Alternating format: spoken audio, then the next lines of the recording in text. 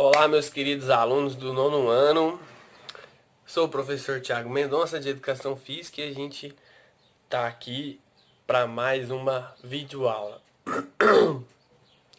Bom, quarta-feira eu enviei duas videoaulas para vocês, né?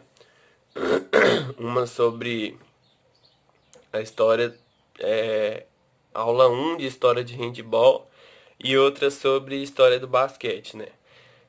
Como a de handball era só a aula um, ainda falta a aula 2 e a 3, né? Pra gente finalizar a história do handball. Bom, o que que eu trago hoje sobre o handball? Na aula passada eu falei um pouco sobre a origem, né? E como existem várias versões para o surgimento do handball. E hoje eu venho aqui para falar sobre como o handball se tornou um esporte competitivo e como ele se espalhou pelo mundo inteiro, tornando-se hoje um dos esportes mais praticados no mundo. E também trago alguns marcos históricos sobre a história do handball. Ok, pessoal? Bom, então, falando sobre o handball enquanto esporte competitivo. Como vocês sabem, né, o professor Karl Schlenz, um alemão que criou o handball lá em 1919, ele é considerado o pai do handball, né, por ter criado as regras do handball e ter adaptado o handball para o handball. Falando nisso, eu achei uma curiosidade, né? Eu encontrei uma outra versão, uma versão que também é muito divulgada. Uma versão que, na verdade, o Carl Schellens, ele adaptou o Torball para o handball e não o handball, né? E aí tem duas versões, né? Como eu já havia dito na última aula, a história do handball ela é muito contraditória. Então, é muito difícil a gente saber qual que é a verdade. O único fato que é consenso, que é afirmado assim pela maioria das pessoas que estudam a história do handball, é que o professor Karl Schellens, ele foi quem criou as regras do handball e registrou, né? E aí, falando de Karl Schellens, eu fiquei muito encucado com a pronúncia do nome dele, né? Bom, mas quem que era esse cara? Ele era professor de educação física na Escola Normal de Educação Física de Berlim, né? Uma faculdade de educação física, uma instituição onde ele ensinava educação física. É, E aí, como eu havia dito na aula passada, o handball inicialmente ele era tido mais como uma atividade de lazer, né? Só que o professor alemão ele queria que o esporte fosse um esporte competitivo e queria promover esse esporte, né? Ele queria obter sucesso na criação daquele esporte e merecido, né? Então o que, que ele fez? Ele juntou dois brothers dele, né? O Max Heiser e Eric Koenig, né? E eles trabalharam no desenvolvimento do handball enquanto esporte competitivo.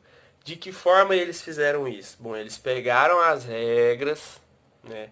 Fizeram várias cópias delas e enviaram para países como Estados Unidos, Irlanda, Itália, Suíça e França, né? E dessa forma eles conseguiram divulgar é, o handball pelo mundo. Eu fiquei um pouco encucado com a pronúncia dos nomes, pessoal, porque são nomes em alemão, né? E acho que a maioria de nós não tem costume com a pronúncia desses nomes. Mas eu pedi a ajuda de uma velha conhecida nossa aqui, que vocês devem conhecer bastante, né? E ela vai nos ensinar como pronunciar de forma correta os nomes em alemão que nós aprendemos hoje e na aula passada, né? Bom, o primeiro deles é o do professor alemão, né? Karl Schellens, Max Heiser e Erich Koenig. Ó, vamos escutar como é que fala o nome do professor. Karl Schellens, Carl Schellens. Agora vamos para Max Heiser. Eu acho que é assim. Andei estudando antes de fazer o vídeo. Max Heiser. Max Heiser. Então, Carl Schellens, Max Heiser e Erich König. Erich König, ok? Então esse é o professor e esses dois brothers dele que ajudou ele a divulgar as regras do handball pelo mundo. Correct? Passei do alemão pro inglês, né? Em questão de tempo. Bom, e aí outro fator que colaborou também para promoção do handball é que a instituição onde o professor Carl Schellens ensinava educação física, ela era uma instituição frequentada por muitos alunos estrangeiros que, depois de formados, levaram os ensinamentos do professor para vários países. E esse também foi um fator de divulgação e promoção do handball, certo? Bom, agora, pessoal, passaremos para alguns momentos históricos do handball, certo? E o primeiro deles é de 1934. O que acontece em 1934? Em 1934, o Comitê Olímpico Internacional, o COI, introduz o handball nas Olimpíadas e o inclui como esporte olímpico. Isso é um fato muito importante, né? As Olimpíadas têm alcance mundial, né? Global, e todo esporte praticado nas Olimpíadas acaba tendo promoção, uma grande promoção, né? O que para as federações é muito bom, porque isso gera grana, né? Quanto mais o esporte é praticado no mundo, mais grana a federação vai ganhar. E os produtores de equipamentos esportivos também, né? Nas Olimpíadas de Berlim, em 1936, 6 países disputaram a medalha de ouro nas Olimpíadas, né? Foi a estreia do esporte nos Jogos Olímpicos. Em 1934 ele é incluído como Jogo Olímpico e em 1936 em Berlim, na casa do handball, né, ele é introduzido como introduzido na competição. E aí o vencedor dessa Olimpíada, né, na modalidade de handball, é óbvio que foi a Alemanha, né, onde o esporte foi criado, onde foi desenvolvido e tudo mais. A Alemanha derrotou a Áustria por 10-6 e venceu a medalha de ouro. E aí na Alemanha também, né, o handball tem uma forte história assim com a Alemanha, porque além de ter sido criado lá, muitos marcos históricos aconteceram, muitos marcos históricos do handball aconteceram lá na Alemanha.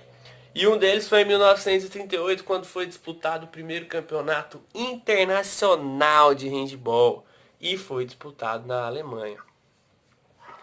Em 18 de julho de 1946 foi fundada a IHF, International Handball Federation, que significa Federação Internacional de Handball, né, que tem a sede atual na cidade de Basileia, na Suíça.